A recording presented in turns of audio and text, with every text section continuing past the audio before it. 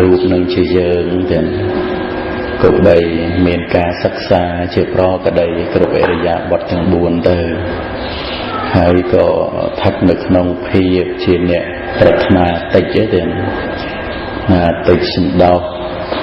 នឹងជាអ្នកមានសេចក្តីស្ងប់ស្ងាត់នឹងគឺ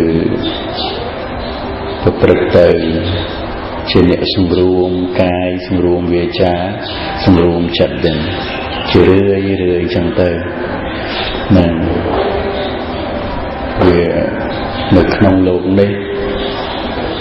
ទោះបីជាយើងបានតាមបំណងក៏ដោយក៏មិនមែនយើងជាអ្នកបានដែរឧបមាថាប្រាថ្នានៅរបស់អីរួចហើយបានតាមសេចក្តីប្រាថ្នាក៏នៅតែក្នុង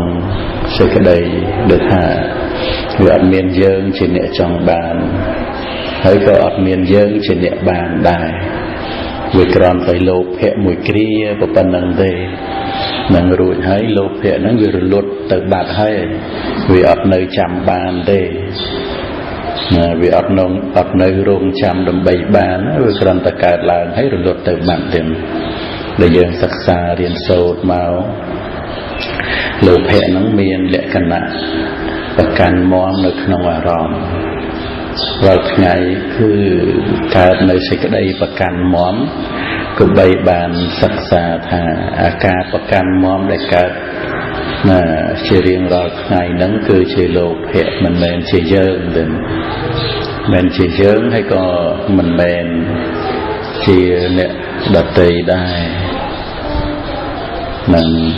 ដូច្នេះនឹងគុណម្ចាស់ញាតិញោមពុទ្ធបរិស័ទហ្នឹងគឺសិក្សាមើលសុភាពនៃកិលេសដែលកើតឡើង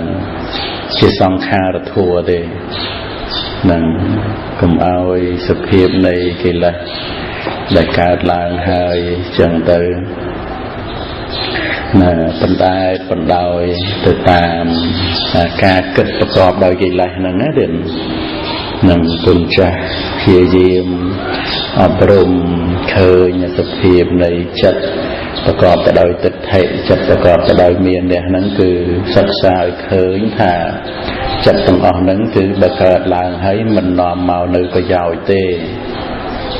នឹងអត់មាននាំមកប្រយោជន៍អ្វីដល់ប្រគុណម្ចាស់ឬក៏ប្រយោជន៍អ្វី